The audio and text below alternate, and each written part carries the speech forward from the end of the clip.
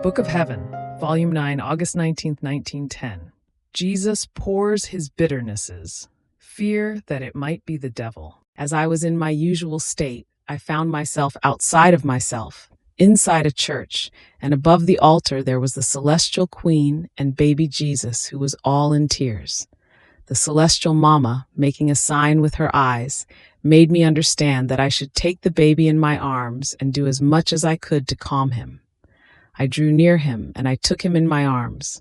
I squeezed him to myself, and I said to him, "My pretty little one, what is it? Pour yourself out with me. Isn't love the balm and the alleviation for all of your sorrows? Isn't love that which makes one forget everything, that sweetens everything and pacifies any dispute? If you cry, there must be something discordant between your love and that of the creatures. Therefore let us love each other. Give me your love, and I will love you with your own love." And then, who can say all the nonsense I told him? He seemed to stop crying a little bit, but not completely, and he disappeared. Then, the following day, again, I found myself outside of myself, inside a garden, and I was following the Via Crucis way of the cross. And while doing this, I found Jesus in my arms. As I arrived at the 11th station, blessed Jesus, no longer able to resist, stopped me, and drawing his mouth near mine, he poured something thick and liquid into it. The liquid I was able to swallow, but the thick part would not go down, so much so that when Jesus moved his mouth from me, I had to pour it to the ground. Then I looked at Jesus, and I saw that a liquid, thick and pitch black, was flowing from his mouth. I was frightened very, very much, and I said to him, "It seems to me that you are not Jesus, Son of God, and of Mary, Mother of God, but the devil.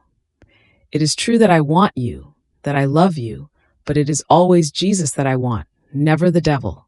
With him I want nothing to do. I am content with being without Jesus, rather than having anything to do with the devil." And to be more sure, I marked Jesus with the sign of the cross, and then I signed myself. In order to dispel my fright, Jesus withdrew that black liquid into himself, which was impossible to look at, and he told me, "My daughter, I am not the devil.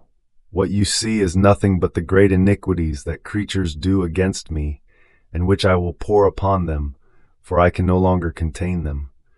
I poured some into you, and you were unable to contain everything, so you poured it to the ground. I will continue to pour upon them." And as he was saying this, he made me comprehend what chastisements he will make rain from heaven. He will wrap the peoples in mourning, in most bitter and harrowing tears, and because of that little bit which he poured into me, he will spare, if not completely, part of our town. Then he showed a great mortality of peoples because of epidemics, earthquakes, and other accidents. How many desolations, how many miseries.